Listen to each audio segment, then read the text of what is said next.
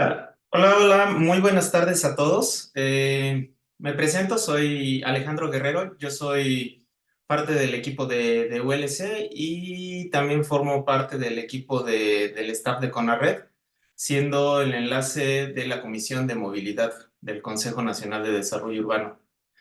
Les damos la bienvenida a todos, un gusto que se conecten a esta segunda sesión del curso de Estrategias de Financiamiento de Proyectos de Planes y Programas Municipales de Desarrollo Urbano. Este es un curso que lo organiza la alianza del CONARRED, que es el Consejo Nacional de Desarrollo Urbano, y con la SEDATU, Secretaría de Desarrollo Agrario, Territorial y Urbano. El día de hoy, esta es nuestra segunda sesión, es el módulo 2 de financiamiento de proyectos desde el sector público y creo que para respeto de todos, empecemos ya con lo que es el curso, ¿no? Eh, el tema del día de hoy es el financiamiento, bueno, está dividido en dos partes. Esta primera parte es el financiamiento de la administración pública, ingresos federales, estatales y municipales.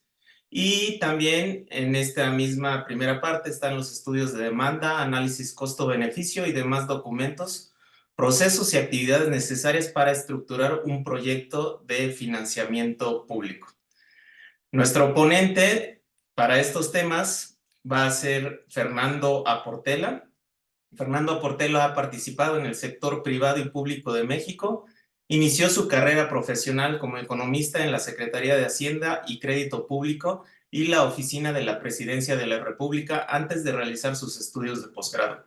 Al término de dichos estudios, colaboró en la Dirección General de Investigación Económica del Banco de México y posteriormente como subsecretario de Ingresos del Gobierno del Estado de Veracruz.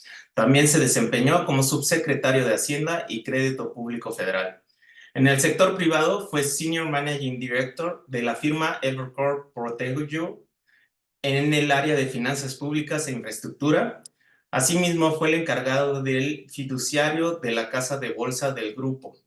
En 2016 fundó Altor Finanzas e Infraestructura, empresa dedicada a la banca de inversión y asesoría financiera especializada. Asimismo, desde 2020 es presidente del Consejo y director general de Altor Casa de Bolsa. Fernando Portela ha sido profesor de finanzas públicas en el Instituto Tecnológico Autónomo de México y en el Sistema Financiero Mexicano en el Instituto Tecnológico y de Estudios Superiores de Monterrey. Tiene un doctorado en Economía en Massachusetts Institute of Technology y es licenciado en Economía por el ITAM. Sin más preámbulo, le voy a ceder la palabra al doctor Fernando Aportela. Nada más recordando que tenemos para esta primera parte una hora de exposición. Si me permiten, voy a nada más a avisar cuando falten 10 minutos. Y sin más, le cedo la palabra al doctor Fernando Aportela. ¿Sí me escuchan? Bueno, muchas gracias, muy buenas tardes a todos. Gracias a CONARRED por la invitación, gracias Alex. Estoy aquí con Jorge Ramírez. Jorge Ramírez es el director del área de estados y municipios de aquí de Altor. Hicimos un documento de presentación. No sé, Alex, ¿lo pasamos nosotros? ¿Sí? Sí, sí, por favor. Sí, sí, sí. A ver si lo puedo compartir. ¿Me dicen si ya lo están viendo? Ya lo estamos viendo. Ya se ve. Muy bien. Bueno, aunque esté así un poco chiquito, ya de todas formas lo tiene la CONARRED. Pues un poco de lo que queremos hablar hoy es de todo el financiamiento de proyectos a nivel municipal y un poco los ordenamientos que hay, los espacios que creemos que existen y después platicar un poquito también de lo que se necesita para realizar los proyectos de infraestructura a nivel municipal. Entonces, y por favor, cualquier pregunta o no sé cómo funciona el seminario, si quieren que nos esperemos a las preguntas al final o levantan la mano y vamos haciendo las preguntas como ustedes indiquen.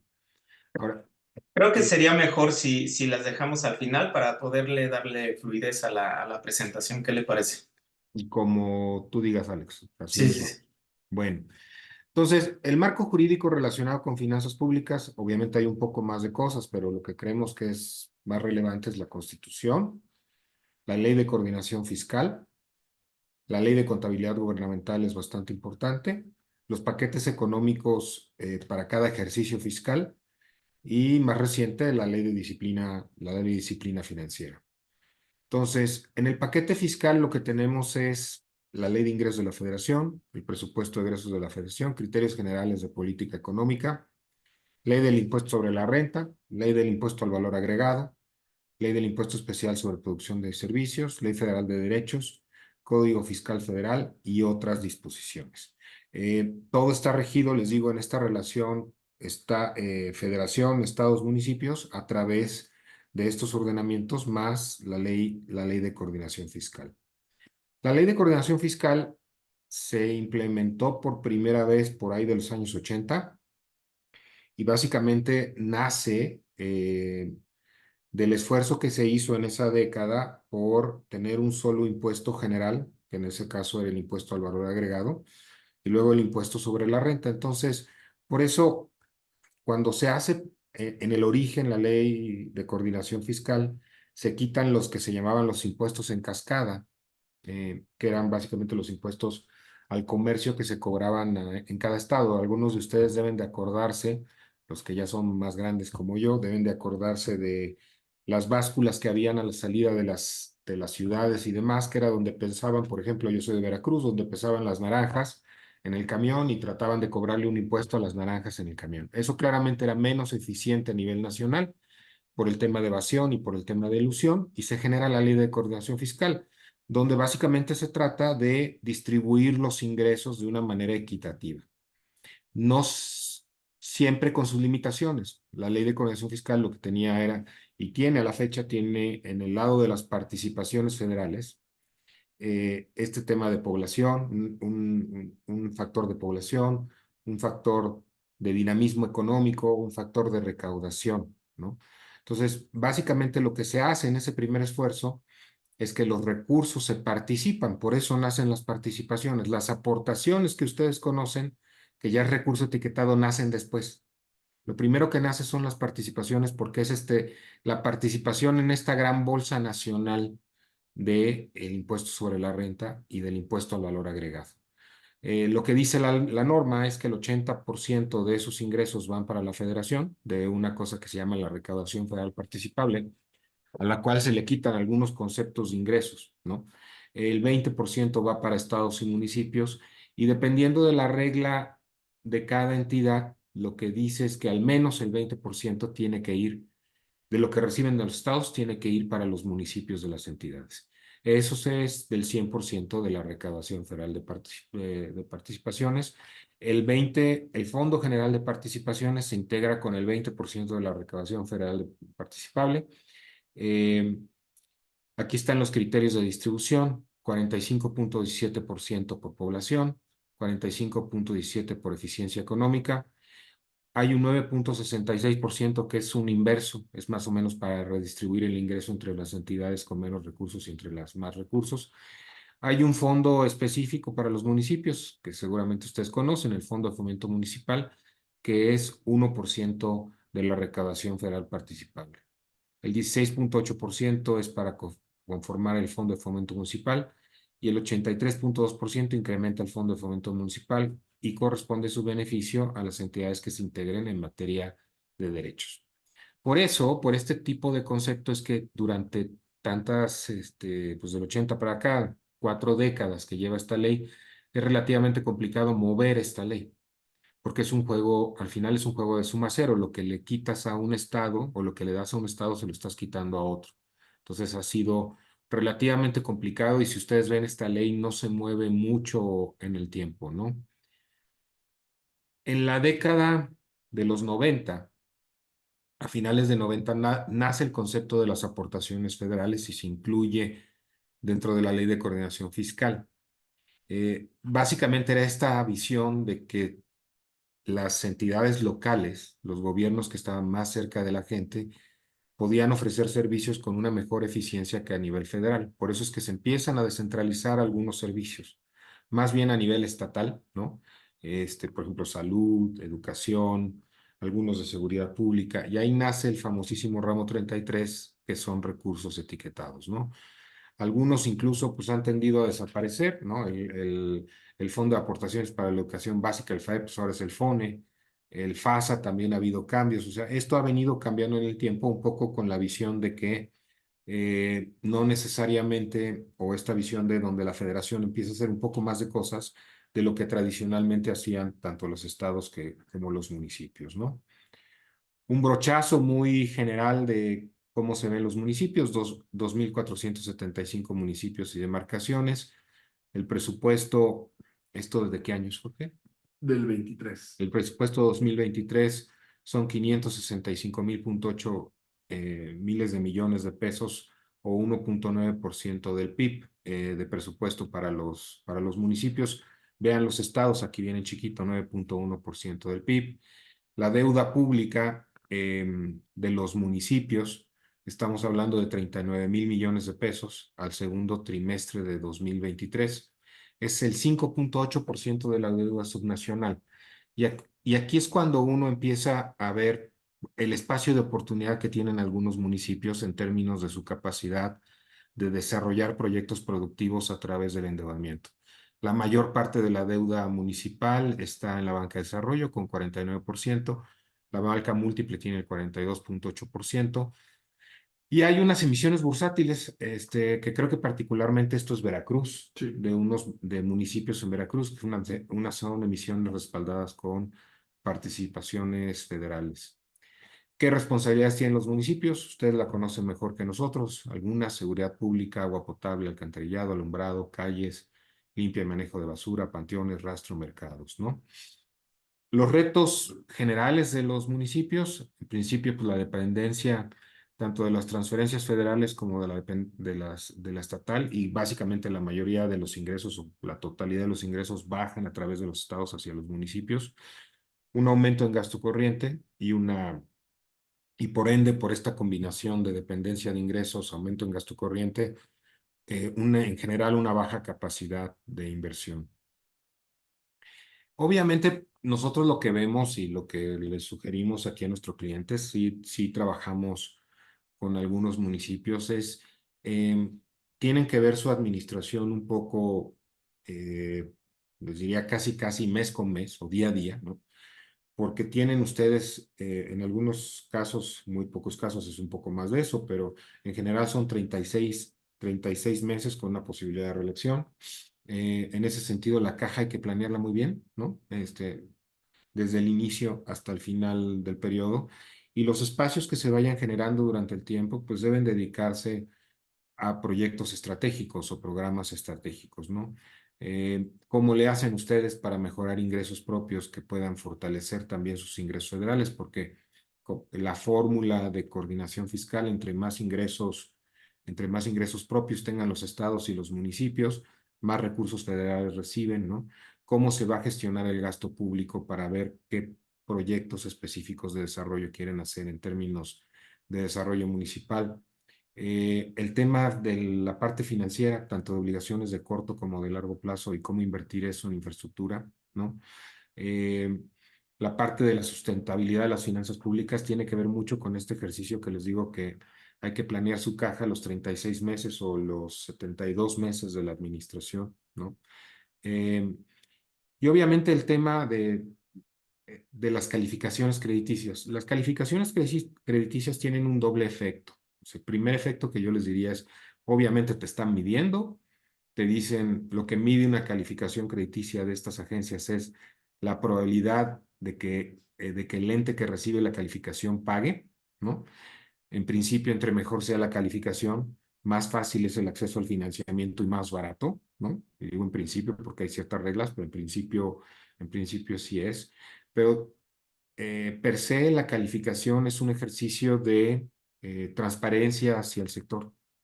No solo la transparencia con la que ustedes ya cargan, ¿no? Con el órgano de fiscalización del Estado y con la Auditoría Superior de la Federación, sino también hacia afuera, hacia el sector de la gente que ustedes tienen para contratar o de la gente que va a proveerles de servicios, ¿no? Entre mejor calificación, mejor manejo de finanzas públicas, en principio debería ser más fácil conseguir condiciones favorables para la elaboración de sus proyectos, ¿no? Em, la vocación totalmente es de comunidad, ¿no? Con atención prioritaria, reducción de marginación y pobreza, ¿no? Al final, los municipios tienen como objetivo apoyar a las personas más vulnerables y para eso hay herramientas financieras, ¿no? Hay recursos. Está el tema de mejorar la calidad de vida de la población, ¿no? Los proyectos municipales brindan servicios, tienen que ser servicios de calidad en beneficio de la población, alumbrado, alcantarillado, seguridad pública, drenaje, etcétera. Y luego el tema de desarrollo sustentable, que es una agenda muy importante a nivel internacional. Muchos de los bancos internacionales que dan fondeo están cambiando toda su cartera más hacia proyectos verdes, ¿no? Pues toda la certificación que se puede hacer de proyectos verdes, de lograr mejoras en la sustentabilidad, son bienvenidas desde el lado, desde el sector financiero y les permiten a ustedes mejor acceso al financiamiento. Em, como decíamos, hay retos en la parte de recaudación. Si bien hay potencial, ustedes vean, por ejemplo, el caso del potencial mejor explotado, relevante en términos de un impuesto local, es el caso de la Ciudad de México con el predial. El predial en la Ciudad de México, al final del día, la Ciudad de México tiene esta situación fiscal, organizacional e institucional que es distinta a los demás estados de la República porque nació centralizada la parte del cobro del impuesto predial y en esa centralización se hizo pues, relativamente eficiente y la recaudación del predial en la ciudad es mucho más eficiente que en varios estados de la República, en varios municipios de la República. Algunos estados han tratado de generalizar o de globalizar el esfuerzo de recaudación de predial, pero los resultados de eso han sido limitados. En general, cuando se recauda el predial, uno teóricamente diría que el predial, desde los que hemos visto temas de análisis de impuestos y demás, uno teóricamente pensaría que el predial es un impuesto relativamente más fácil de recaudar y con mayor potencial. Resulta que no es así. Y no es así por el tema de los valores catastrales, que no, muchas veces no están actualizados, muchas veces no hay información, y muchas veces con esta relación tan cercana que tienen los municipios con la gente, se vuelve un tema complicado recaudar por cuestiones políticas. Entonces, ahí claramente hay una oportunidad, pero sabemos y entendemos que la oportunidad de incrementar lo que se cobra por predial es relativamente complicado. Y más aún, ustedes que no están en la parte de las tesorerías, sino más bien están en la parte de desarrollo económico y quieren hacer cosas, cuando hablan ustedes con los tesoreros o con los secretarios de finanzas encargados del municipio, lo que les dicen, es muy difícil, tú nada más quieres gastar, es bien difícil recaudar. Entonces, un poco hay que llevarles el remedio y el trapito, ¿no? Para poder hacer cosas, así la veo un poco yo. Hace unos años se dio una ley nueva, que es la Ley de Disciplina Financiera. La ley de disciplina financiera se dio en principio para tratar de organizar el tema del endeudamiento a nivel subnacional.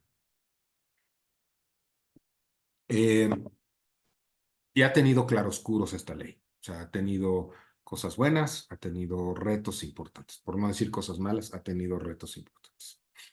Eh, pero sí logró o trata de impulsar un presupuesto sostenible, trata de impulsar que el endeudamiento tenga una cierta lógica de crecimiento orgánico en el tiempo que permita la sustentabilidad de las haciendas públicas, ¿no?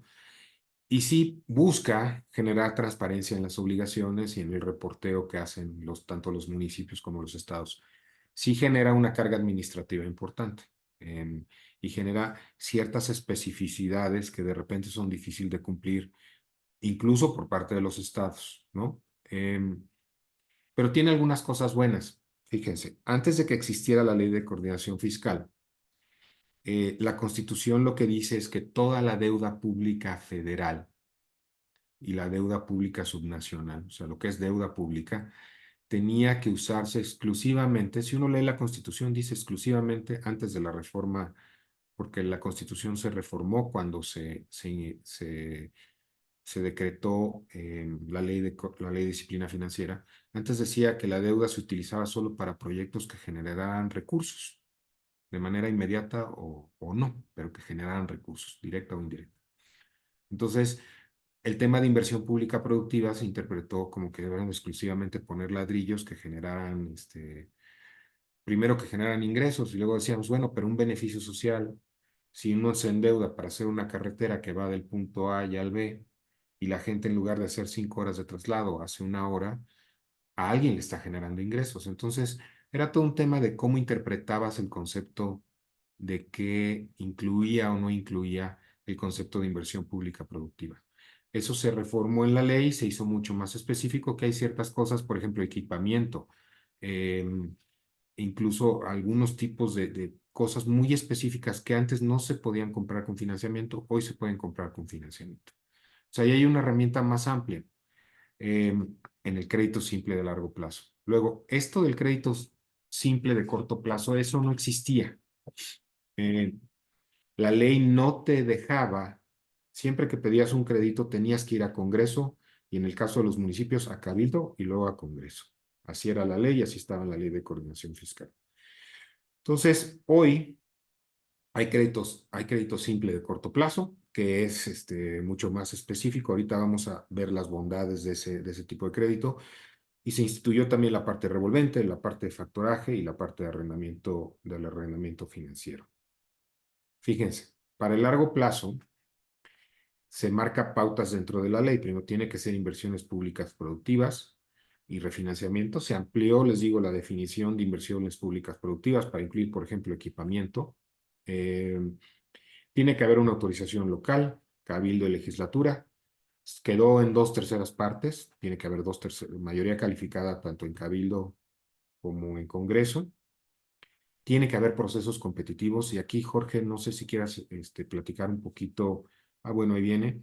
Eh, el monto para hacer un proceso competitivo es de 10 millones de unidades de inversión, 81 millones de pesos. Es decir, si ustedes van a hacer un crédito a largo plazo de más de 80 millones de pesos, tienen que hacer un proceso competitivo, invitación abierta, algo parecido a una licitación pública de un financiamiento. Hay reglas de eso. Abajo de 80 millones de pesos, de 81 millones de pesos en este caso, pueden hacer una invitación restringida a tres. Muy importante, y esto sí es muy relevante, se tiene que cuidar todo el proceso para que a la hora de llegar a la Secretaría de Hacienda, la Secretaría de Hacienda en la unidad de coordinación con entidades federativas, lleva el registro público único de deuda, los créditos se tienen que registrar. Es un requisito dentro de la ley que los créditos tienen que estar registrados dentro del registro público único de obligaciones y para eso tiene uno que cumplir con todo el ordenamiento. Entonces, la herramienta existe, nada más que hay que manejarla con cuidado para no meterse en problemas. Ahora, obligaciones de corto plazo. Y les digo, esto es una ventaja importante. En principio, se supone que se utilizan cuando hay necesidades de liquidez, ¿no? Pero tiene la ventaja de que sí se puede contratar hasta el 6% de los ingresos totales en el ejercicio. Es decir, si tienen ustedes 100 millones de pesos, pueden contratar un crédito de corto plazo de 6 millones de pesos. Estoy haciendo un ejemplo de menor monto, pero pueden contratar 6 millones de pesos. Y lo que es muy importante, el destino de ese recurso es de uso libre. No tiene que utilizarse para inversión pública productiva, se utiliza en general para obligaciones de liquidez, ¿no? Entonces, lo que pasaba en el pasado es que muchos estados y algunos municipios en diciembre tenían que pedir dinero prestado. El dinero no se podía aplicar para lo que se iba a aplicar, que era pagar lo que se tenía que cubrir en diciembre, y entonces había todo un tema de simulaciones y demás. Con esto se limpia esos problemas, el destino es libre, es como si ustedes tuvieran una tarjeta de crédito a la cual le pueden meter el 6% de sus ingresos sin ir a cabildo ni a congreso, que es de libre disposición, y la regla lo que dice es que ese crédito, y es muy importante, ese crédito no puede ser mayor a 360 días, tiene que ser con un plazo de 12 meses o menos, no puede tener una fuente de pago, es decir, no se puede dar ningún ingreso para pagar, ¿no? Es una obligación lo que se llama quirografaria, que es básicamente, si yo soy el banco, me tengo que presentar cada mes a la tesorería, decirle, aquí está mi recibo de pago y págame. No es que yo tenga un flujo de dinero en un fideicomiso para que me pague. Es lo que se llama una obligación quirografaria. Y la otra muy importante, esto que viene aquí, es una tarjeta de crédito. Entonces, ustedes la reciben en cero y la tienen que entregar en cero. 3 meses antes de salir, el saldo de ese crédito tiene que ser cero. ¿Se me está olvidando algo de esto, Jorge? No, no, no. Del sistema de alertas, dentro de la ley de disciplina se hizo una serie de semáforos.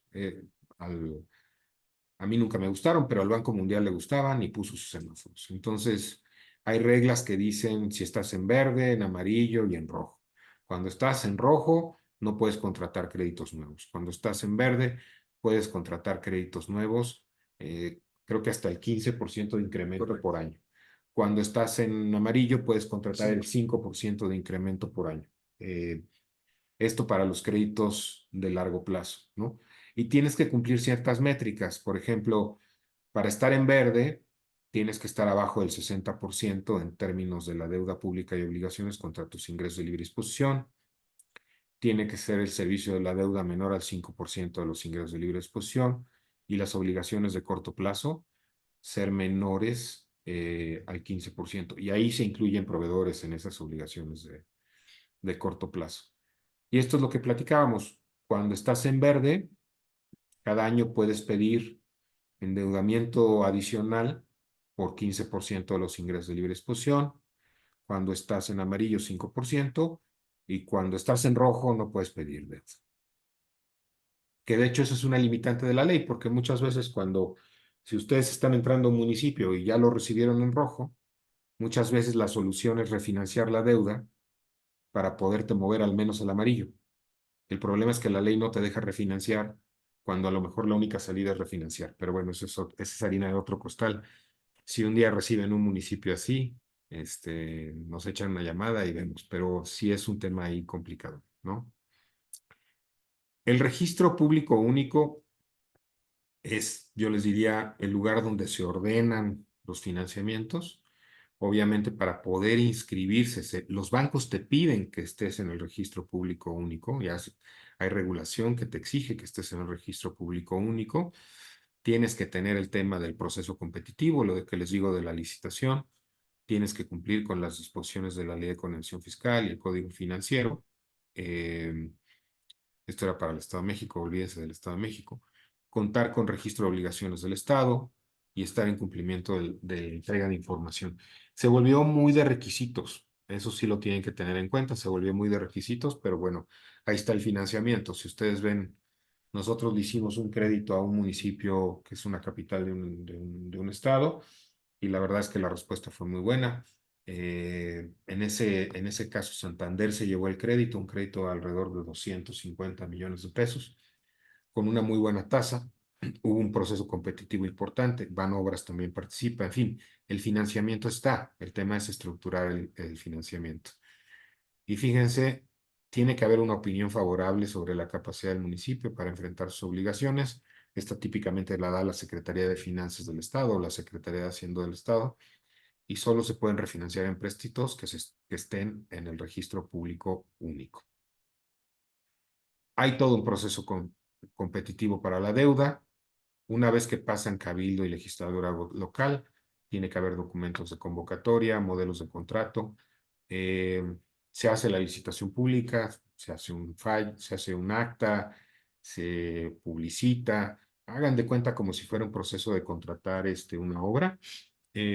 Hay un acto de apertura, se formalizan los contratos muy rápido y al final se inscriben los registros en el registro público único. Hay un registro público de obligaciones también a nivel local, o sea, en los estados de la República tienen su registro de obligaciones, ahí se tienen que registrar primero y luego incluso el estado es el que lleva el registro a la federación, el registro de los créditos municipales. Es todo un proceso, pero creemos que vale la pena si la obra lo justifica. Y aquí sí un poquito un mensaje que les quería yo dar es que no Eh, Se ha pensado mucho que si la deuda es mala, es buena. La deuda no es mala o es buena.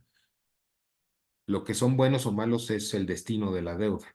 En la medida en que el destino sea bueno, que sea un proyecto productivo, que genere ingresos, que genere bienestar social, ¿no? La verdad es que es una herramienta más que tienen ustedes a su disposición. No conozco ningún estado de la República o ningún municipio de la República que le hayan bajado la calificación por financiar un proyecto productivo eficiente con deuda. Entonces, es un poquito dejar de lado eso. A nivel federal, las cosas están un poquito más apretadas en términos de las finanzas públicas. Entonces, sin lugar a dudas, si quieren ustedes hacer más cosas, parte de la respuesta, no toda, pero una herramienta para esa respuesta es el tema de financiamiento. Un proceso de financiamiento más o menos dura 6 meses, Sí, de punta a punta, digamos. de punta a punta 6 meses. Entonces, son proyectos que se tienen que hacer el primer año de la administración, o sea, el primer año para que ustedes alcancen a ver el beneficio del endeudamiento a largo plazo del municipio en un proyecto productivo que se haga rápido, ¿no? Hay otros mecanismos de asociación con el sector privado, son un poquito más complicados de ejecutar, porque típicamente el tamaño es más pequeño y los costos fijos del armado de los proyectos hacen que sean un poquito menos rentables para todo el mundo el tratar de hacerlo en una asociación con el sector privado donde eres tu socio. Tiene que ser un proyecto más grande o un proyecto ya muy establecido, ¿no? Como lo son, por ejemplo, las plantas de tratamiento de agua, que están reguladas en este esquema, en estos esquemas también, en la ley de coordinación fiscal, en los instrumentos que se usan para garantizar, etcétera, etcétera, pero ya el mercado los conoce muy bien y al mercado financiero, al conocerlos muy bien, es relativamente, eh, pues no fácil, pero la gente conoce los pasos que hay que dar, entonces se vuelven un poco menos onerosos de armar. Eso quiere decir que pues, son un buen proyecto para asociarse con el sector privado a nivel municipal son los proyectos de agua porque se llevan haciendo hace más de 20 años con el esquema que se da. Entonces, eso ahí está, se pueden hacer. Em, no sé si quieres agregar algo más aquí, Jorge. Sí, bueno, yo creo que vale la pena enfatizar la importancia del destino del recurso del financiamiento. Como decía el doctor, está destinado a proyectos productivos, es decir, infraestructura. Y muchas veces estos 6 meses que pasan del proceso de contratación de deuda son muy acelerados para la estructuración del proyecto. Entonces, hay veces que ya se tiene el financiamiento, pero no se tiene preparada la parte técnica el hospital o la escuela que se vaya a construir con estos recursos. Y creo que también hay que tenerlo en mente, ¿no? En el proceso hay que tener también listo ya el proyecto de infraestructura a desarrollar con los recursos del financiamiento. Muy bien. Gracias, Jorge. Esa es la segunda hora, yo creo. Todo es Alex, todo es en la primera hora, ¿no? El tema también de costos-beneficio. Sí, todo es en la primera. Bueno, si quieren pasamos rápido a los temas de costo-beneficio. Resulta que la ley de coordinación fiscal, la ley de presupuesto y demás, em, establece que para hacer proyectos con dinero público, donde hay dinero estatal o donde hay dinero federal, tienen que tener ciertos tipos de instrumentos, de análisis para realizarse. Y el corazón de eso es las fichas técnicas y los análisis costo-beneficio. Cuando uno hace un proyecto está todo el tema de la planeación estratégica, la estructuración del proyecto, es decir, va a ser un proyecto donde va a haber deuda municipal o no, cuáles son las fuentes de financiamiento de este proyecto, le vas a pedir al sector privado que haga algo o no, se priorizan, ¿no? No alcanzan nunca para todo, entonces tienes que priorizar, se presupuesta la inversión, muy importante el seguimiento de la ejecución del mismo y la rentabilidad y la evaluación ex post. Aquí hay una serie cuando es un proyecto grande, ¿cuáles son los límites, Jorge, de los proyectos? Está en una lámina más adelantito. Ah, La ficha técnica es hasta 50 millones de pesos. El análisis costo-beneficio simplificado de 50 a 500 y el análisis costo-beneficio 500 en adelante. Esa. o sea, depende del nivel de proyecto que hagan, es lo que necesitan. Hay fichas técnicas que son más sencillas si el proyecto vale 50 millones de pesos o menos. Análisis costo-beneficio simplificado es si el proyecto está entre 50 y 500 millones de pesos. Y un análisis costo-beneficio ya más grande, normal, con todo lo que trae un análisis costo-beneficio, es mayor a 500 millones de pesos en la inversión, ¿no? Déjenme regresarme aquí. Típicamente cuando es un proyecto grande, por ejemplo, el municipio de Monterrey, que hace proyectos grandotes, o el municipio de Centro en Tabasco, o el municipio de Puebla, de la ciudad de Puebla capital, sí pueden hacer un proyecto que valga más de 500 millones de pesos. En esos proyectos necesitan la descripción del proyecto y análisis de su viabilidad técnica, la lista de permisos y autorizaciones legales requeridas, un estudio de viabilidad legal, el análisis de la rentabilidad social, que puede ser, les digo, el costo-beneficio, la ficha técnica, el presupuesto, estructura financiera del proyecto, la viabilidad económica y el impacto ambiental. Más o menos todo lo que necesitan en un proyecto. Por eso es que típicamente ustedes están en el día a día, ustedes podrían hacer todo con algo de tiempo, pero están en el día a día, típicamente necesitan asesores para acelerar el armado de los proyectos. Muy importante, ¿eh? No piensen nada más que los asesores lo único que hacen es costar, ¿no? Sí les generan los proyectos e incluso en las bases de licitación, cuando ustedes otorgan el proyecto, sí se puede poner que les devuelvan lo que pagaron para los asesores. O sea, piensen en los asesores más como como equipos que les van a facilitar el armado de los proyectos y que luego en las bases de licitación lo que le tienen que pedir a sus asesores, en las bases de licitación, los 3 pesos que tú costaste, me los tiene que pagar el privado que se gane el proyecto. Entonces, piensen que ese 1% o 2% o 3% 5%, lo que sea, porque depende del proyecto que tengan, se lo van a sumar al fondeo hacia adelante de lo que se va a entregar. Se lo tienen que regresar, pues, de alguna manera, todo va incluido dentro del proyecto o debería de ir incluido dentro del proyecto. Ahora, ¿qué diferencias hay entre estas cosas de ficha técnica, análisis costo-beneficio simplificado o un análisis costo-beneficio? La ficha técnica es una descripción detallada de la problemática, necesidades del proyecto a resolver, la inversión y las razones para elegir la solución presentada. Eh, Esto de a nivel perfil, en el análisis proyecto simplificado a nivel perfil, significa que puedes hacerlo con la opinión de expertos. No necesariamente tienes que levantar encuestas o tienes que levantar aforos, sino más bien puedes decir, a ver, aquí hay un grupo de expertos y ellos me están diciendo que por el tamaño del proyecto, el tiempo de traslado, en lo que vemos en los paramétricos y en las bases de datos, el tiempo de traslado se va a reducir en media hora por persona. Y sabemos que esa media hora de la persona las podría dedicar a otra cosa y tendría un valor de 10 pesos. Entonces multiplicamos por el número de personas que van a pasar y eso nos da un beneficio social de X pesos, que lo comparas contra el gasto y eso te da positivo o negativo. Si te da positivo arriba de la rentabilidad social adecuada, que es alrededor del 12%, entonces toca hacer el proyecto y si no, no es un proyecto, de acuerdo con la norma, no es un proyecto al cual el gobierno municipal le deba meter dinero. En un análisis costo-beneficio ya grande de 500 millones de pesos para arriba, sí tienen que haber estudios adicionales como de demanda, proyecciones de ingresos, valor, en fin, se vuelve un ejercicio más sofisticado y más completo, pero que lo amerita por el tamaño de la inversión pública, ¿no? Aquí está lo que les decía, ya lo habíamos visto, un poco de qué tamaño, qué tipo de estudio tiene que ser, depende básicamente del tamaño de la inversión, ¿no? Tienen una vigencia de 3 años y se actualizan cuando se modifica el alcance del proyecto. Varios de estos proyectos, una vez que que tienen el costo-beneficio, en el caso de la federación y en algún caso de los proyectos municipales, necesitas ir a la Secretaría de Hacienda Federal y tener un número de registro en la unidad de inversiones.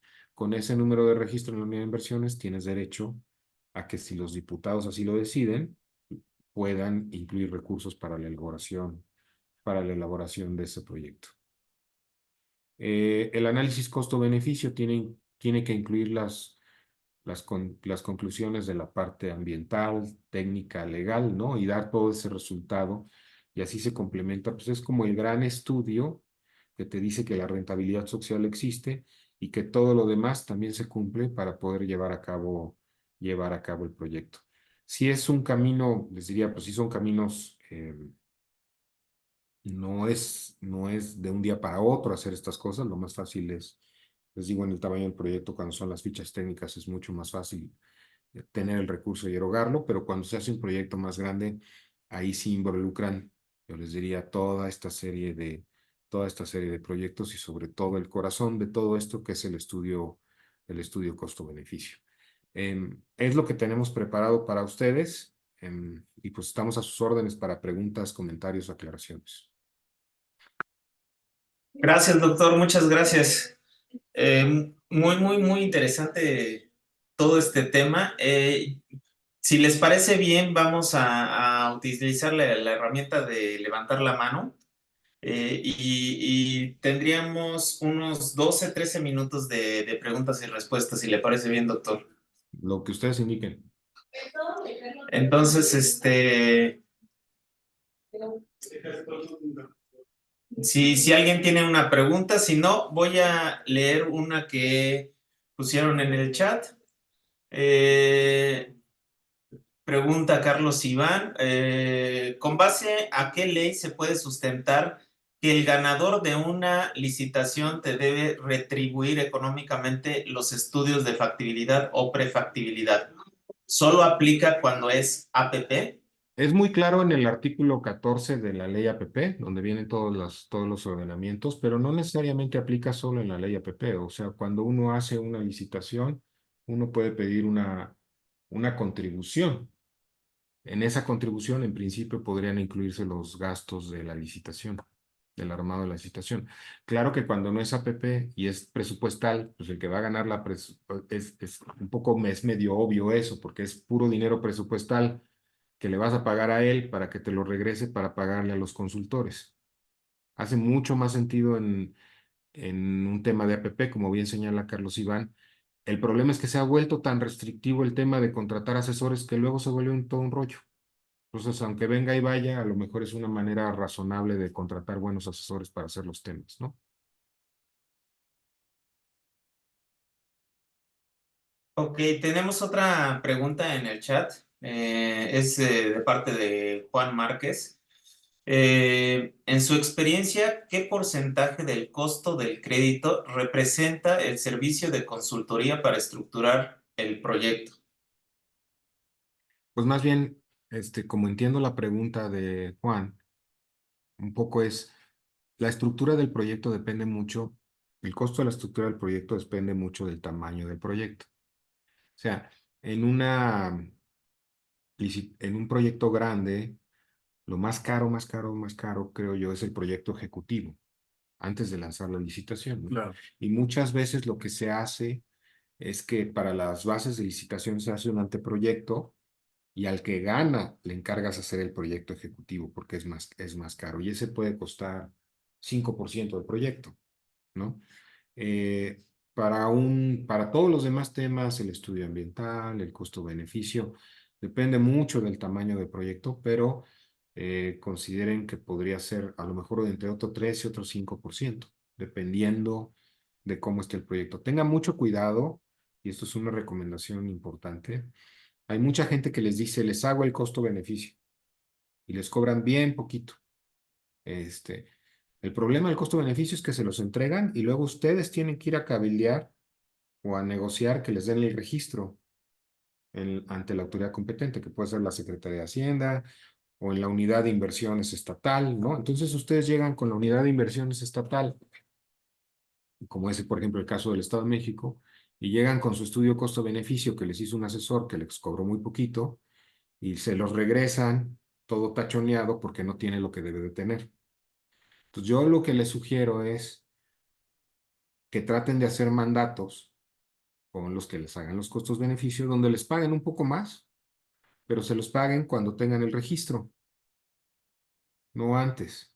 Es una manera de decir, el día que me entregas el resultado, a ti no te interesa el costo-beneficio, o sea, sí te interesa para saber que es rentable el proyecto, pero te interesa que el costo-beneficio esté bien hecho para que para que precisamente se pueda registrar. Entonces no paguen 3 pesos que luego no les van a servir para nada. Mejor paguen 5 pesos o 6 pesos, pero paguen 1 por delante y 5 al final. Ok, muchas gracias, doctor. Hay otra pregunta por parte de Gabriela Ignacio. Dice, ¿qué piensa de... Bueno, da las gracias por su exposición y pregunta, ¿qué piensa de acceder a financiamiento internacional para proyectos? ¿Para qué etapa de proyectos es conveniente utilizar ese tipo de recursos provenientes de estos fondos? A Es ver, Gabriela Vázquez del Gobierno del Estado de México. creo que es una pregunta relevante, Gabriela. Los recursos que vienen para los estados y los municipios de financiamiento internacional vienen a través de Banobras para estados y municipios. No hay todavía que yo ubique vehículos donde en directo accedas a recursos del BID o del Banco Mundial. Llegas primero a Banobras. Entonces, yo lo que sugeriría es acérquense con su delegado de Banobras y díganle, olvídense de si es de dónde venga el dinero. Lo que les deben de preguntar es cuál es la manera más rápida en la cual podemos tener dinero para este proyecto que es muy bueno. Si quieren financiamiento, porque al final Banobras va a ser financiamiento local o financiamiento internacional, pero son programas dentro del mismo Banobras. Cuando llega un asesor o un consultor del BID o del Banco Mundial y demás, al final el dinero se los van a desembolsar a través de Banobras. Entonces, vayan haciendo contacto con la gente con la que van a firmar el contrato de crédito, que es Banobras. Sí, y la ley trae restricción para impide financiamiento internacional a nivel de estados y municipios, digamos, de banca comercial internacional. Todavía tenemos tiempo y hay otra pregunta. El usuario dice JGL. El cálculo de impacto del proyecto para evaluar su viabilidad financiera, ¿quién normalmente lo lidera? ¿La IPE puede hacer un estudio y proponer el proyecto? De hecho, sí. Es otra de las maneras de contratar esto, que les digo que es un poquito más, sobre todo funciona cuando son proyectos donde el sector privado pone el fondeo y lo opera, ¿no? Se llaman propuestas no solicitadas. En las propuestas no solicitadas existen a nivel federal en la ley APP y en algunas leyes locales, por ejemplo, la ley de Jalisco, a nosotros nos tocó proponer una modificación para fortalecer el esquema de propuestas no solicitadas. En las propuestas no solicitadas, lo que hace un privado es identifica una necesidad de servicio público para la cual se necesita una obra. En esa necesidad de servicio público presenta un proyecto, dice este proyecto vale tanto, creo que te interesa, creo que es de beneficio social, creo que le interesa al municipio o al estado, por favor evalúalo. Y te pide una manifestación de lo que dicen una manifestación de interés. Cuando existe este mecanismo, el ente contratante, que es la dependencia en cuestión, el ente contratante dice, me interesa, no me interesa. Una vez que dice, aquí está la manifestación, te contesta positivamente la manifestación de interés, el privado hace los estudios, se los presenta al ente contratante y el ente contratante saca la licitación. En esa licitación pasan dos cosas. Uno, una vez que te dan la manifestación de interés positiva a tu privado, recibes un certificado con el cual, si no ganas la licitación, te tienen que pagar lo que pusiste. Y en ese mismo certificado dice que tienes un puntaje extra en la licitación. Entonces aumenta la probabilidad de que tú ganes la licitación. Entonces existe un mecanismo, tendrían ustedes que checar en las leyes estatales de APP si existe el mecanismo de propuestas no solicitadas para escoger este tipo de proyectos. Correcto, muchas gracias, doctor.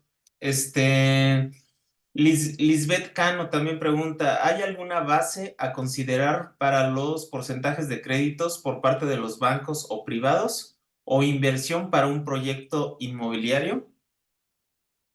El proyecto inmobiliario, supongo que te refieres, Lisbeth, a unas oficinas públicas, ¿no?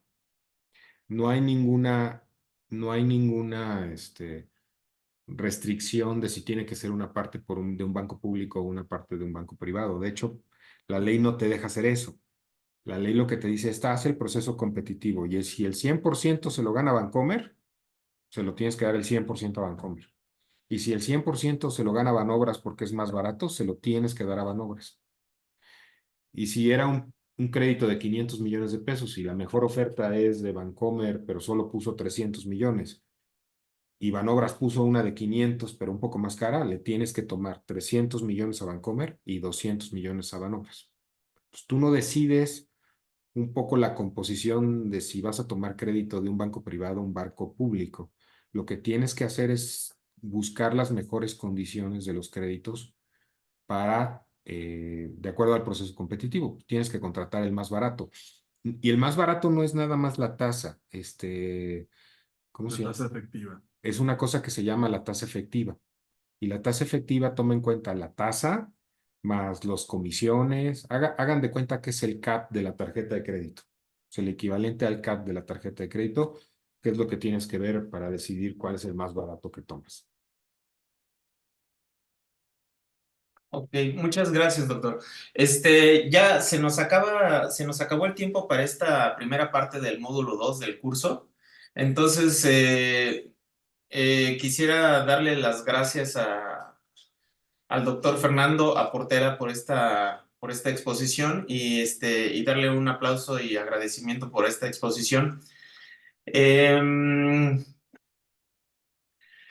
Y bueno, muchísimas gracias, doctor, por su participación. Ahorita vamos a empezar con con la segunda parte del módulo 2. Hasta luego. De cualquier forma, están llegando otras preguntas en el chat y pueden seguir mandando las preguntas. Nosotros vamos a hacer el registro de esas preguntas y si nos lo permite, doctor, se las estaríamos canalizando a ver si nos apoya dando las respuestas. Claro que sí, estamos a Sí. sus órdenes. Ya tienen nuestros contactos por si hubiera alguna duda o un comentario. Les voy a escribir aquí el correo de Jorge Ramírez antes de salirnos y, y mi correo y cualquier cosa que necesiten estamos a la orden. Hacemos la parte de asesoría, también tenemos una casa de bolsa donde los podemos atender, en fin, servicios fiduciarios y demás. Lo que necesiten estamos a sus órdenes. Y muchas gracias, Alex, por la invitación y gracias al CONAREC, por favor. Sí, muchísimas gracias a usted por la participación, doctor. Hasta luego. Eh, Ahorita para el segundo módulo, la segunda parte del módulo 2 de financiamiento de proyectos desde el sector público, los dos temas que se van a abordar van a ser la banca de desarrollo nacional e internacional y tipos de proyectos y elementos legales, público, asociaciones públicos, asociaciones público-privadas y inversiones privadas. Para estos temas, le voy a hacer la reseña de nuestro ponente, que es Juan Manuel Altamirano, licenciado en Derecho egresado de la Universidad Iberoamericana. Cuenta con las especialidades en Derecho Administrativo y Derecho Económico Corporativo en la Universidad Panamericana. Diplomado en Liderazgo y Dirección en el Tecnológico de Monterrey, Campus Santa Fe y cursó el programa de alta dirección IPADE Nafinsa en el IPADE. También ha participado en diversos cursos y seminarios como son los de actualización jurídica 1 y 2 sobre el sistema financiero mexicano impartidos por la Asociación de Banqueros de México AC. Ha desempeñado diversos puestos dentro del área jurídica y judiciaria en los cuales ha participado en la estructuración de diferentes de negocios como fideicomisos emisores de Electrafin, Naftrac, Cedevis, créditos sindicados dentro del financiamiento para la construcción de Terminal 2 del Aeropuerto de la Ciudad de México. Programa de cadenas productivas en la elaboración del modelo de fideicomisos AAA que realizan operaciones de factoraje con los proveedores y distribuidores de las empresas AAA, donde damos una calurosa bienvenida al licenciado Juan Manuel Altamirano. Muchas gracias por acompañarnos. Buenas tardes y muchas gracias por la invitación. Pues voy a empezar haciendo mi exposición. Voy a hablar de la banca de desarrollo, bueno, qué es la banca de desarrollo, un poco de su historia y los bancos de desarrollo que existen, de los principales, y después hablaré de las asociaciones que se pueden hacer para los proyectos productivos. ¿Sí? Bueno, aquí ahí faltó algo. Yo trabajé muchos años en Nacional Financiera y después de Nacional Financiera participo ahora actualmente en TM Sourcing. Y en TM Sourcing, lo vamos a ver aquí más adelante, nosotros tenemos la convicción de que la mejor forma de asociarse para hacer proyectos productivos o cualquier otro tipo de asociación para hacer proyectos, digamos, de infraestructura y tal, es a través de un fideicomiso. Bueno, entonces primero empezamos con lo que sería la banca de desarrollo. Hablando un poco de la banca de desarrollo, para empezar, vamos a hablar un poquito de historia, ¿no? Entonces, al término de la fase armada de la Revolución Mexicana, el país se encontraba en una situación prácticamente que no había un orden monetario, ¿sí? Se había producido un periodo de aguda hiperinflación y habían dado experiencias fallidas para establecer la circulación de billetes. ¿Sí? Por cuanto había uno que le decían el inconvertible de Huerta, el infalsificable de Carranza y los distintos bilimbiques de las facciones revolucionarias. ¿Qué quiere decir esto? Que en esa época pues, los revolucionarios emitían sus billetes, entonces había un caos en la cuestión monetaria. Y después propiamente se había destruido el sistema financiero heredado del porfiriato por la liquidación de los bancos y la confiscación de las reservas realizadas por Carranza en 1916. Y lo más importante, se había suspendido el pago de la deuda externa. Derivado de lo anterior, pues bueno, había pues,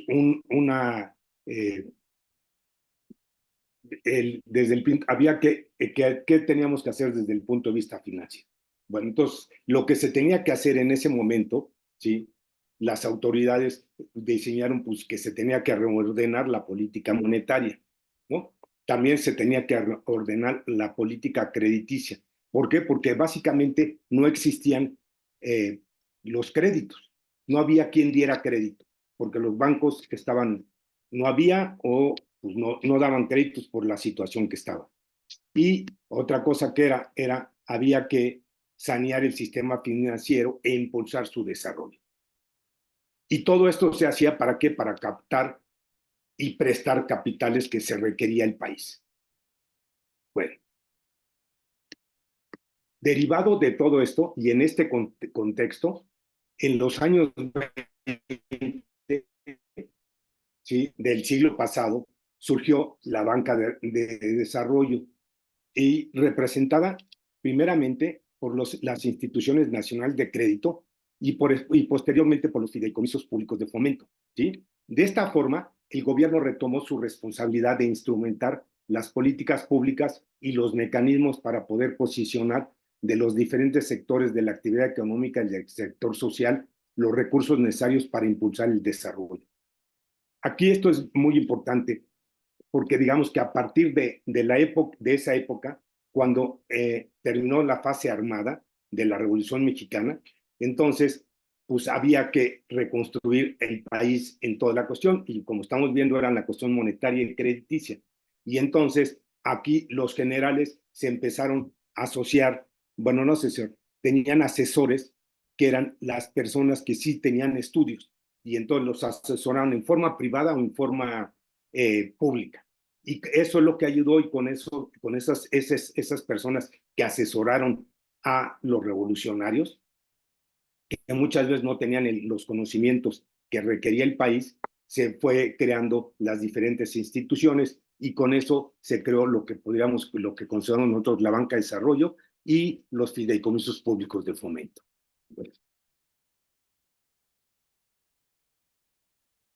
Podríamos definir a la banca de desarrollo, ¿sí?, como son entidades de la Administración Pública Federal con personalidad jurídica y patrimonios propios, constituidos con el carácter de sociedades nacionales de crédito en los términos de sus correspondientes leyes orgánicas y de la Ley de Instituciones de Crédito. Estas sociedades tienen el objetivo de atender las actividades productivas que el Congreso de la Unión determine con especialidades de cada una de estas. Aquí también es bien importante acotar lo siguiente. Inicialmente, cuando se constituyeron las primeras bancas de desarrollo, no se hicieron a través de leyes orgánicas, no se crearon a través de su ley orgánica, sino realmente se crearon como una sociedad anónima. Y desde luego, el accionista era el gobierno federal. Pero actualmente, la banca de desarrollo se están creadas por decretos de sus leyes orgánicas. Cada una de estas bancas de desarrollo tienen su propia ley orgánica, que es la que las crea, y en su propia ley orgánica se señala cuál es el objeto a lo que se va a dedicar esa banca de desarrollo. Salvo el caso que también lo vamos a ver ahorita, que es el caso de un fondo de fomento, que es FIRA, que ustedes lo deben de conocer, que es el de los fideicomisos relacionados con la agricultura, ¿sí? Pero todos los demás, esa banca de desarrollo está constituida por sus leyes orgánicas. Bueno. Aquí también les hago este cuadrito para que nomás, muy brevemente, pero ¿cuál sería la diferencia entre la banca de desarrollo y la banca múltiple? ¿No? La banca múltiple, los bancos que conocimos, Citibanamex, BBV, todos los demás. Entonces, la banca de desarrollo, como ustedes ahorita lo acabamos de ver en la definición, son entidades de la Administración Pública Federal, ¿sí? Entonces, por lo tanto, pues son creadas por el gobierno federal. En cambio, la banca múltiple son instituciones de crédito privadas. En la Ley de Instituciones de Crédito, de hecho, así está señalado, habla de dos instituciones, de las instituciones de crédito, ¿sí?, de la banca múltiple, y de la institución de banca de desarrollo, que son estas entidades de la Administración Pública Federal. Bueno, también su objetivo es diferente. ¿Por qué? Porque la banca de desarrollo, el objetivo está señalado actualmente en sus leyes orgánicas, ¿no? Y entonces atienden las actividades productivas que el Congreso de la Unión determine como especialidad de cada una de estas.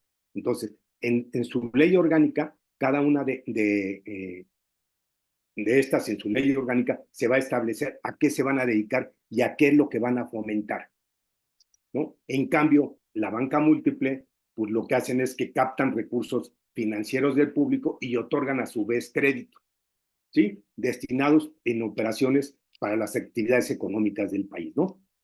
Son los que realmente hacen la función del crédito, que reciben recursos del público y posteriormente otorgan crédito. Eso sería lo que podríamos considerar la banca múltiple. Bueno, también otra cosa que es bien importante, como ya lo habíamos dicho en la definición, se constituyen con el carácter de sociedades nacionales de crédito en los términos de sus leyes orgánicas y de la Ley de Instituciones de Crédito, ¿sí? Pero la banca múltiple son sociedades anónimas y tienen aquí una cuestión muy importante. La banca de desarrollo no necesita autorización del gobierno federal para que pueda actuar como banca de desarrollo, porque realmente está autorizada a través de su ley orgánica. En cambio, la banca múltiple requiere una autorización del gobierno federal para su organización, operación y funcionamiento, ¿no? Y lo que sí también aquí, que esta ya no es una diferencia, pero sí les aplica a las dos, tanto la banca de desarrollo como la banca múltiple son entidades que son supervisadas por la Comisión Nacional Bancaria y Seguros. Eso sí le aplica a cualquiera de las dos. Bueno. Actualmente, ¿qué instituciones conforman la banca de desarrollo? Bueno, la constituyen, primeramente, está Nacional Financiera, También está Banco Nacional de Obras y Servicios Públicos, ¿sí? Banobras, que ustedes mucho lo deben de conocer porque es el que sobre todo apoya a los municipios y a las entidades federativas. Está el Banco Nacional de Comercio Exterior, Bancomex. Está la SIF o la Sociedad Hipotecaria Federal. Está el Banco del Bienestar, que lo conocen ustedes, que ese viene, que realmente pues, no tiene unas funciones realmente de banca de desarrollo, pero al final de cuentas es un banco de desarrollo, tiene su ley orgánica, pero realmente es un banco que se dedica a ejecutar los programas sociales del gobierno federal. Y por último está el Banco Nacional del Ejército y Fuerza Aérea, ¿sí? Y Armada, ¿sí? Banejército. Y, bueno, este ya también sería otro que no es un banco, sino son lo que dijimos, los fideicomisos instituidos en relación con la agricultura, FIRA. Este no es un banco, son 4 fideicomisos, pero sí se consideran dentro del sistema mexicano, financiero mexicano, ¿sí? Forman parte como fideicomisos de fomento económico. Bueno, ahora, lo que también es muy importante, la banca de desarrollo principalmente opera como segundo piso, ¿sí? O sea, ¿qué quiere decir esto? Que sus operaciones no las hace directamente al beneficiario final, sino que se lo hace a través de un intermediario financiero. Bueno, entonces, ¿qué quiere decir eso? ¿Por qué actúan con el denominado segundo piso? Porque canalizan sus recursos financieros a los sectores estratégicos definidos en sus leyes orgánicas, a través de otras entidades financieras que actúan como intermediarios. ¿Esto qué quiere decir? Que cada una de las bancas de desarrollo tiene sus intermediarios financieros, que pueden ser bancarios o no bancarios, que los apoyan para que ellos puedan colocar sus recursos. Y esto qué es lo que les permite a la banca de desarrollo, le permite ampliar sus servicios a personas y zonas geográficas que con sus propios recursos sería imposible llegar, ¿sí? Y estas últimas fondeo por parte de la banca de desarrollo y tienen la relación contractual directa con los acreditados, ¿sí? Entonces, aquí, ¿qué es lo que hacen realmente? Otorgan los financiamientos, lo otorgan a un intermediario financiero y ese intermediario financiero le va a dar el crédito digamos, al acreditado final. Y la relación crediticia la tienen esos intermediarios con esos acreditados finales, ¿sí? Bueno, esto es lo que le llamamos la banca de desarrollo, el segundo piso. Pero también aquí eso es una aclaración. No quiere decir que la banca de desarrollo no pueda actuar en primer piso, porque ocasionalmente también otorgan créditos directos como si fueran de primer piso. Bueno, Nacional Financiera, sí, voy empezando a hablar en el orden que las señalé. No por eso quiere decir que alguna tenga mayor importancia, todas tienen su importancia, porque todas están destinadas para diferentes sectores. Bueno, Nacional Financiera se creó en 1934. En un principio, su propósito principal fue promover el mercado de valores y propiciar la movilización de los recursos financieros hacia las actividades productivas, proporcionando liquidez al sistema financiero nacional mediante la desamortización de los inmuebles adjudicados como garantía en la etapa revolucionaria. Esto es bien importante, sobre todo, como ustedes podrán ver, dice que es para promover el mercado de valores. Actualmente, Nacional Financiera ya no, todavía lo tiene, pero realmente ahorita su mandato no está el de promover el mercado de valores, ¿sí? Entonces ya tiene otros objetivos que actualmente desarrolla. Y bueno, el principio, el de que era para vender ciertos inmuebles que existían cuando se adjudicaron en la época revolucionaria, bueno, pues eso todo ya se terminó y pues actualmente pues ya tiene otro mandato que ahorita lo estamos comentando. Bueno, actualmente, de acuerdo con su mandato institucional, ¿a qué se dedica nacionalmente? Sus programas operan bajo un esquema de segundo piso, ¿no? Esto es importante. Nacional Financiera principalmente opera bajo el segundo piso, que allá lo comentamos anteriormente. Su objetivo es promover que un mayor número de micros, pequeñas y medianas empresas, las MIPYMES, tengan acceso a fuentes formales de financiamiento. ¿Y esto cómo lo pueden hacer? A través de sus intermediarios financieros, ¿sí?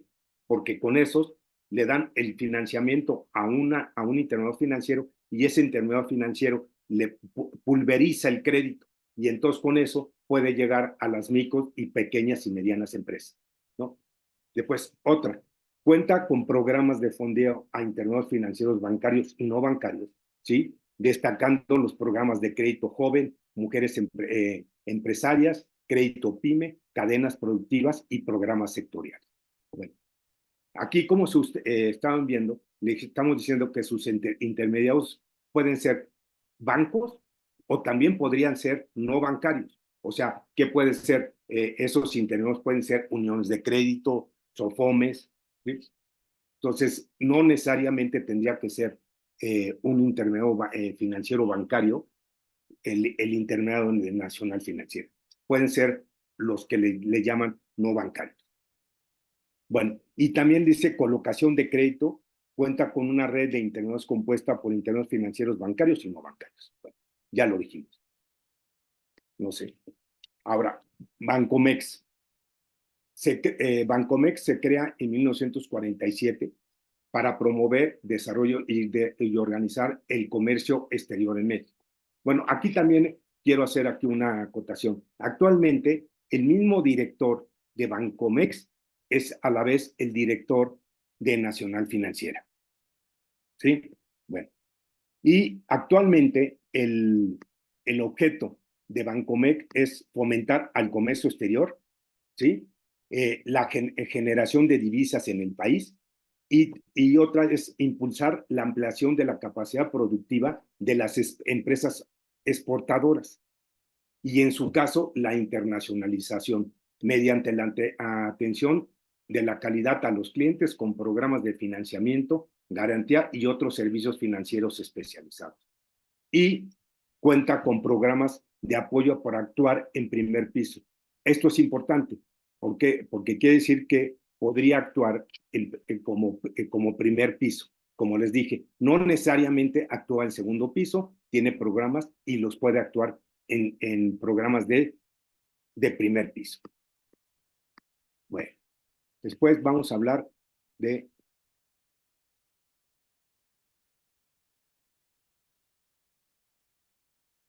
Banobras.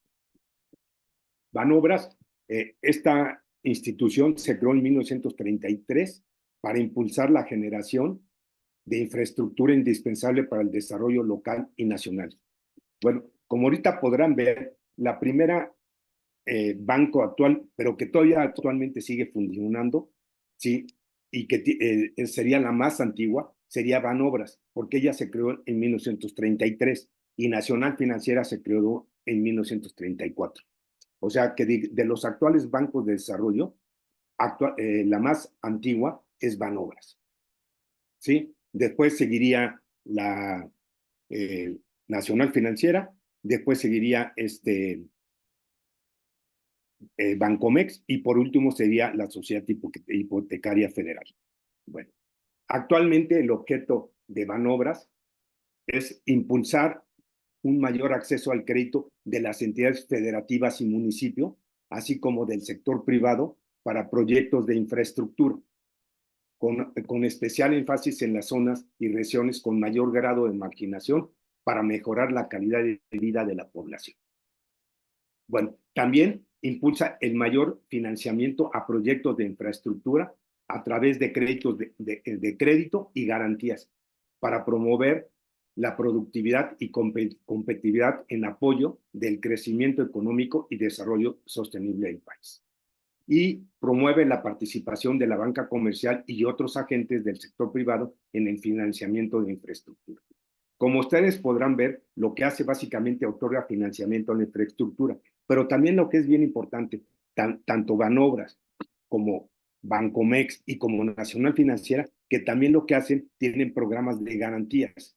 Entonces, ¿qué es lo que hacen? Que a lo mejor otra entidad es la que otorga el crédito y Banobras o Nacional Financiera o Bancomext otorgan la garantía para esos proyectos. ¿No? Bueno.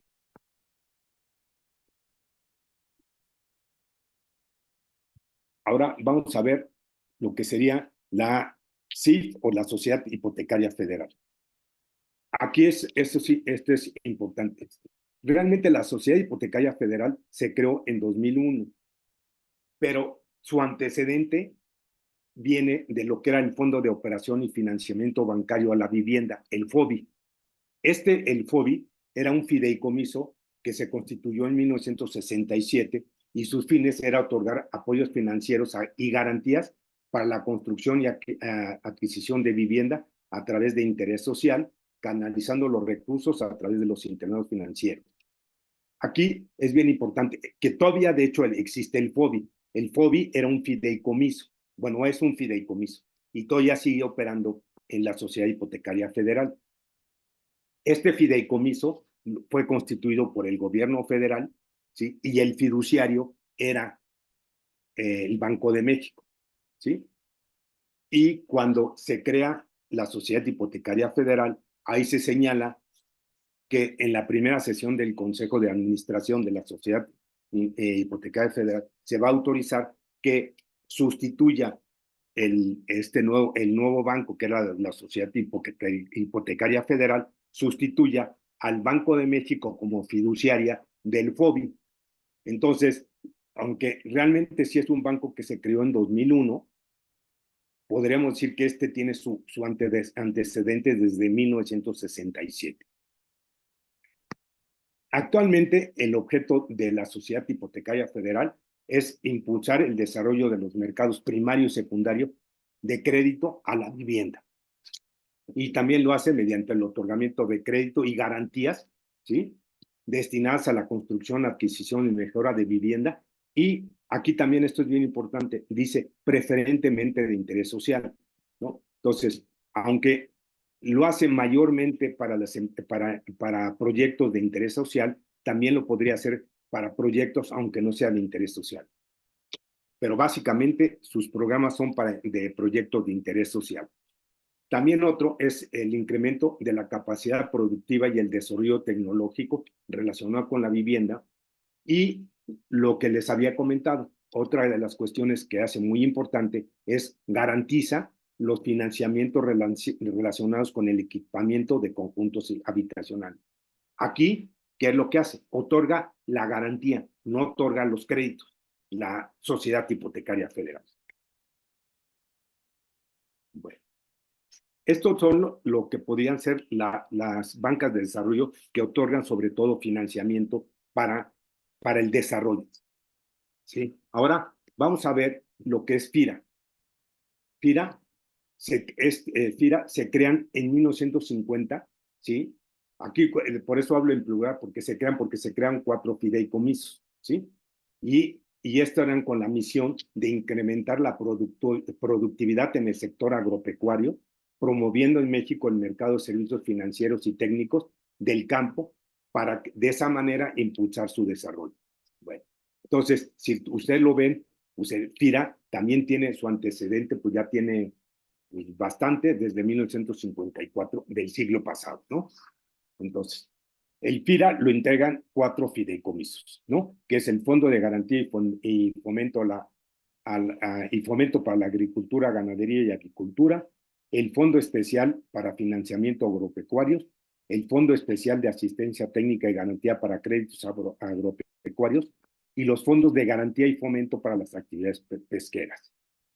Bueno, ahora, estos fideicomisos se sitúan como lo que se conocen dentro de los fondos y fideicomisos de fomento económico del sistema financiero mexicano.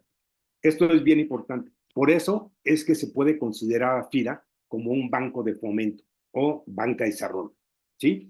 Desde luego opera en segundo piso y por lo que sus recursos los otorga a través de intermediarios financieros. También es importante, FIRA también está supervisado por la Comisión Nacional Bancaria y de Seguros, por la Comisión Nacional Bancaria. Sí. Y otorga apoyos financieros para actividades de capacitación empresarial, asistencia técnica, consultoría, transferencia de tecnología y fortalecimiento de competencia, con el fin de mejorar la actividad y la sostenibilidad de las empresas y productos del medio rural, así como de los intermediarios financieros. ¿Por qué razón? Porque también tiene sus intermediarios financieros, que son a los que les da el financiamiento para que ellos a su vez puedan otorgar los financiamientos, ¿no? Bueno, estos son lo que yo considero que es la banca de desarrollo realmente de fomento. ¿Por qué? Porque si ven, esto ya queda lo que sería el Banco del Bienestar y Banejército. Aunque esos bancos, sí, también es banca de desarrollo, están considerados como banca de desarrollo, propiamente no se dedican al fomento, ¿no? Realmente, como dije, el Banco del Bienestar actualmente lo que hace es el ejecutor de los programas sociales del gobierno federal. Bueno, pero también aquí es bien importante, bueno, de las instituciones de banca de desarrollo, ¿quiénes de ellas podrían abrir cuentas de ahorro para el público en general? ¿No? Y entonces, dentro de sus leyes orgánicas, ¿sí? Las instituciones de banca de desarrollo, los únicos bancos de desarrollo facultados para abrir cuentas de ahorro al público en general son Banco del Bienestar y Banejército. Los otros bancos no pueden abrir cuentas de ahorro al público en general, ¿sí? Entonces, a estos dos bancos son los únicos que lo pueden realizar. Miren, yo les voy a comentar, yo trabajé en Nacional Financiera, yo entré a Nacional Financiera en 1984. En esa época, Nacional Financiera también hacía el primer piso y también abría cuentas de ahorro para el público en general. No sé, los que viven aquí en la Ciudad de México, Nacional Financiera estaba en Isabela Católica 51, donde ahorita está un Sambors, ¿sí? Y ahí en el primer piso, bueno, en la planta baja, era lo que era el hall bancario, y ahí era donde se abrían las cuentas de ahorro. Posteriormente, pues ya se modificó, ya se creó su ley orgánica y todo eso, y ya dejó de abrir cuentas de ahorro al público en general.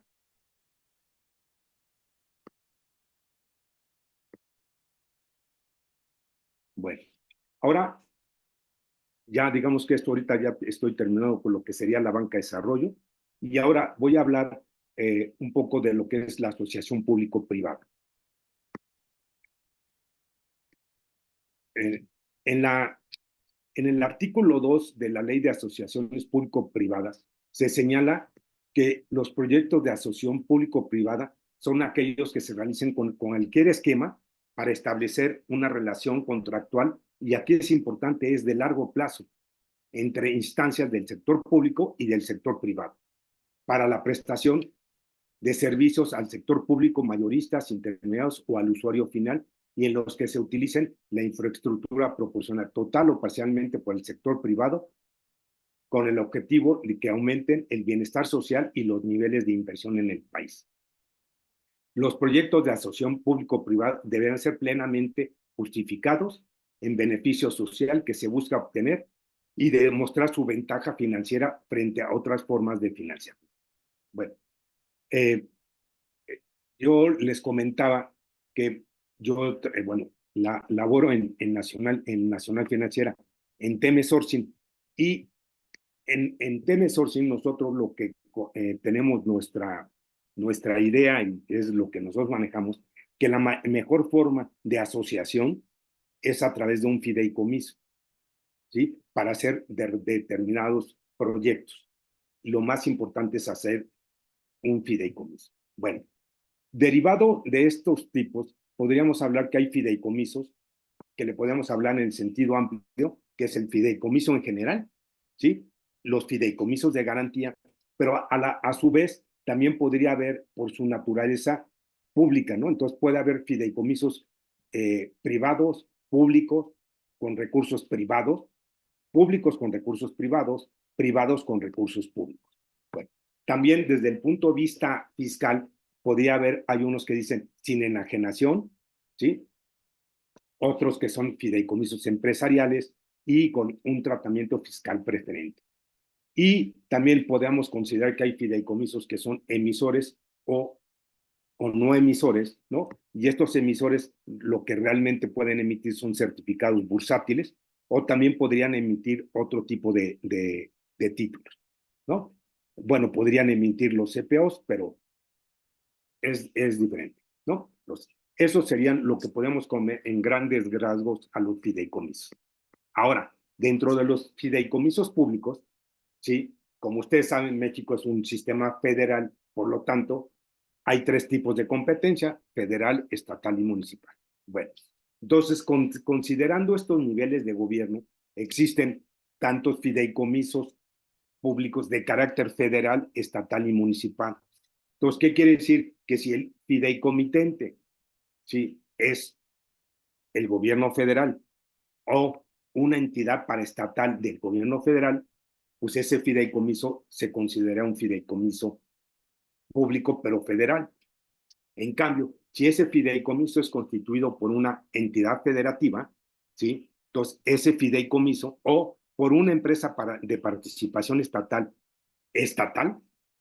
¿sí?, ese fideicomiso sería estatal. Y los municipales son aquellos que son constituidos por los municipios, ¿sí? Y también se puede dar que lo pueda constituir el propio municipio o que lo pueda constituir una empresa de participación estatal municipal. Entonces, todos estos son los tipos de fideicomisos que se podrían constituir. Es diferente la normatividad que le podría aplicar a cada uno de estos fideicomisos y qué autorizaciones se requieren para constituirse, ¿sí? Es diferente las autorizaciones que se requieren para que se puedan constituir un fideicomiso federal que de un fideicomiso estatal o municipal.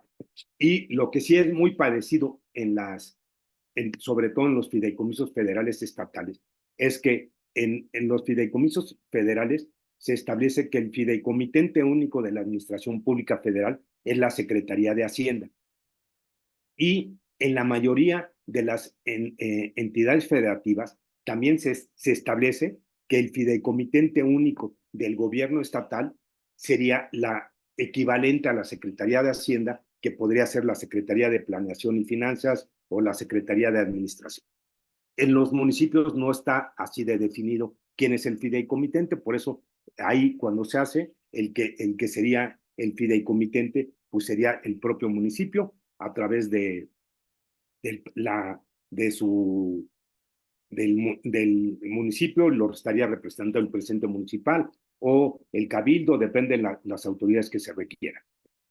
Bueno, adicionalmente a este tipo de fideicomisos, existen otro tipo de fideicomisos que nosotros le llamamos fideicomisos mixtos. Estos tipos de fideicomisos son los que existen con una mezcla de recursos públicos y privados, ¿sí?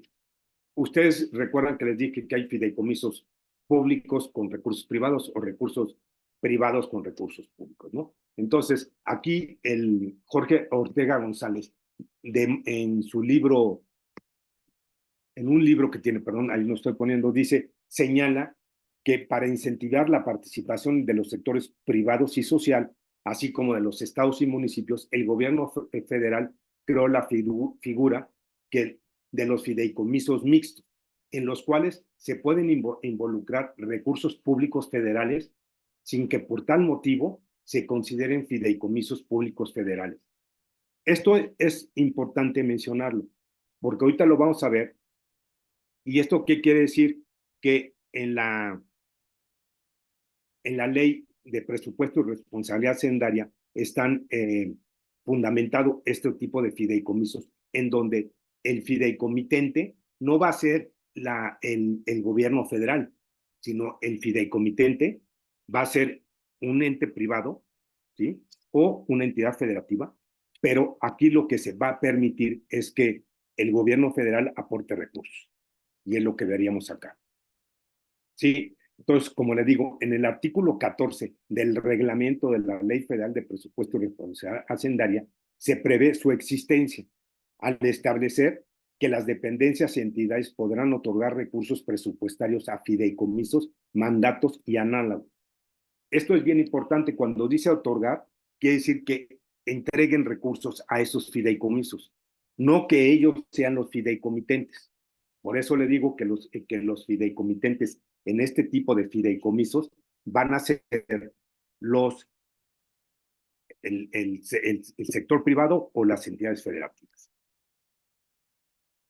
Bueno, las características de estos fideicomisos, que son, no, las dependencias y entidades no son fideicomitentes, sino son lo que se considera aportantes.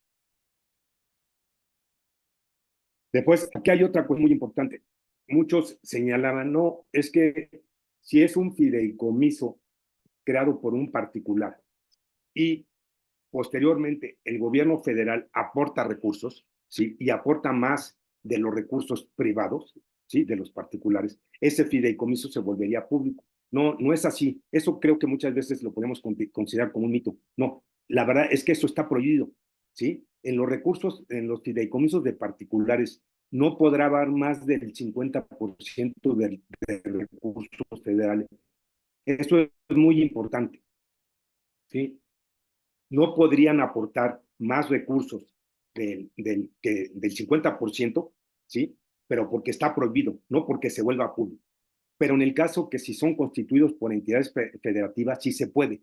Entonces, ahí sí se puede dar el caso que sea un fideicomiso que lo constituyó una entidad federativa, ¿sí?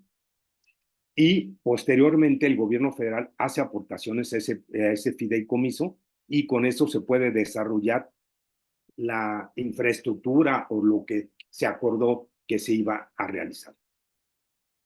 Y lo que también es importante, los remanentes, pero es importante, los remanentes de los recursos públicos federales se entregan a la Tesorería Federación o a la entidad paraestatal que los aportó. ¿Sí? Eso es importante. Solamente estamos hablando de los recursos públicos federales. Y después, otra cuestión. La Secretaría de Hacienda y las autoridades fiscalizadoras pueden solicitar información de los recursos públicos aportados. O sea, solamente pueden revisar los recursos de los recursos que fueron aportados federales. No pueden meterse a revisar todo tipo de recursos. Y deberán proporcionar solamente los datos de la subcuenta específica que distinga los recursos presupuestarios del resto de las aportaciones y permita su identificación a través del sistema de control y transparencia de fideicomiso. ¿Qué quiere decir esto? Que en este tipo de fideicomisos lo que va a haber es una subcuenta en donde van a estar identificados los recursos públicos federales, para que así sea más fácil poder fiscalizar y dar cuentas de esos recursos. Bueno, básicamente esto sería lo que sería mi presentación. Estoy a sus órdenes para cualquier comentario que quieran realizarme o preguntas. Muchas gracias, licenciado. Si gustan, hacemos la misma mecánica. Quien tenga alguna pregunta la puede realizar por el chat o que levanten la mano. Ya tenemos una mano levantada, que es por parte de Alejandro Mendoza. Adelante, tocayo. Hola, muy buenas noches, muchas gracias por el espacio, un gusto saludarlos. Bueno, yo tenía una duda respecto a una de las ponencias anteriores, sobre todo para la integración de los expedientes, ¿dónde podremos consultar algunos de los formatos para los proyectos de inversión, sobre todo para los estudios de cada una de las etapas? Gracias.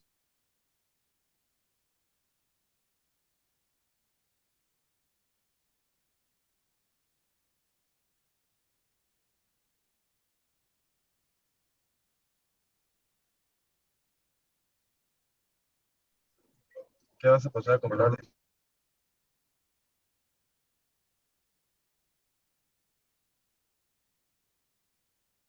Es que me parece que como que se perdió la señal. Así es que estaba haciendo una pregunta, pero sobre todo era básicamente de la anterior ponencia. Sí, es correcto. Gracias. Sí, estabas preguntando de los formatos, ¿no? Exactamente. Sí, Gracias. si quieres, Tocayo, puedes poner esa pregunta en el chat y la guardamos y la canalizamos. De cualquier forma, les recuerdo que la presentación, bueno, las presentaciones de los ponentes también vamos a compartir una liga de Drive donde vamos a estar grabando ahí las presentaciones para que las puedan descargar. Le cedemos la palabra a Lisbeth Cano para que realice su pregunta. Sí, buenas tardes. Gracias por la ponencia. Mi pregunta va hacia el tema de fideicomisos, lo que mencionaba de fideicomitente y eso.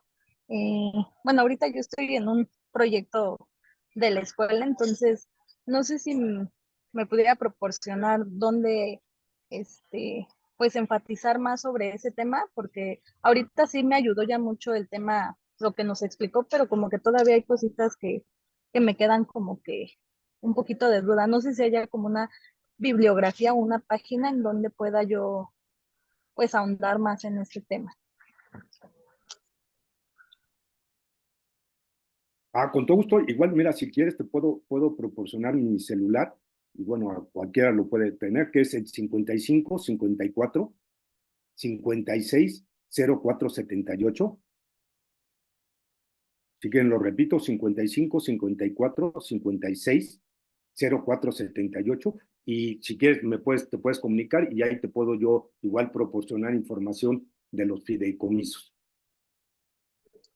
Ah, ok, muchas para que gracias. sepas qué es fideicomitente, qué es el fiduciario, qué es fideicomisario, lo que tú requieras. Con todo gusto. Ah, ok. Muchas gracias. No, no hay por qué. Muchas gracias, licenciado.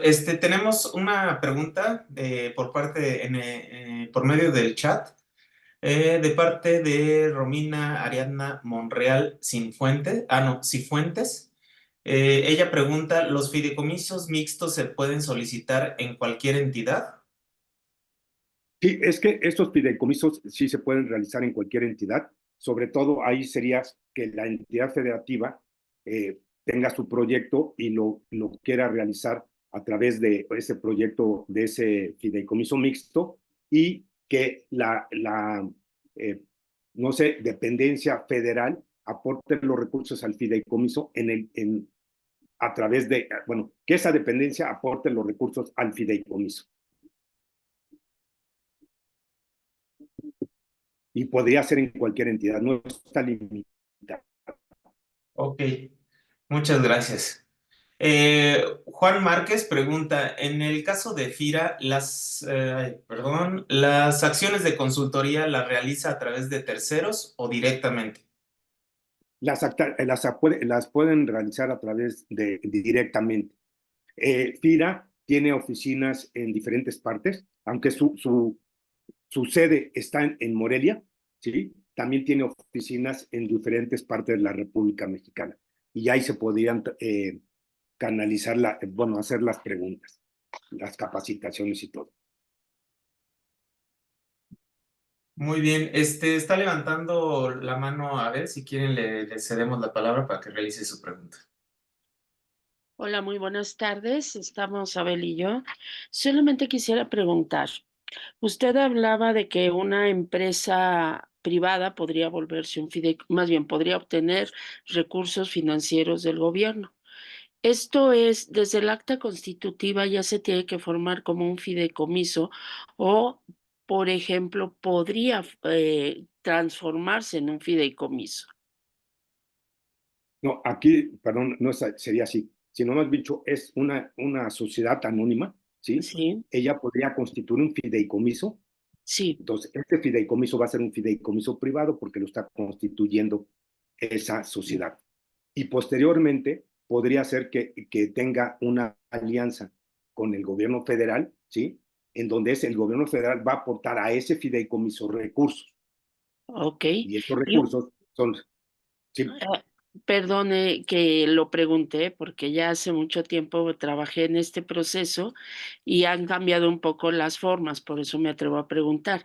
Lo que se podría hacer en algún momento, ustedes como PIRA son asesores en estos protocolos, se vuelven como, no sé, consultoría, que pudiéramos estar en contacto con ustedes o... Sí, claro que sí. Sí, Nosotros, podría servir perfectamente para vivienda de interés social o vivienda sí, de así es. otros Nosotros, niveles, ¿verdad?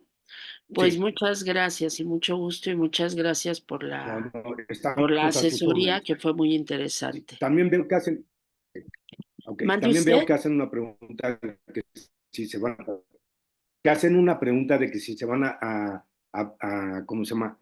A entregar las presentaciones, y sí, sí se van a entregar. Yo se las voy a hacer llegar a Conarred y ya Conarred se las hace llegar a ustedes. Muchísimas gracias. No, no hay por qué.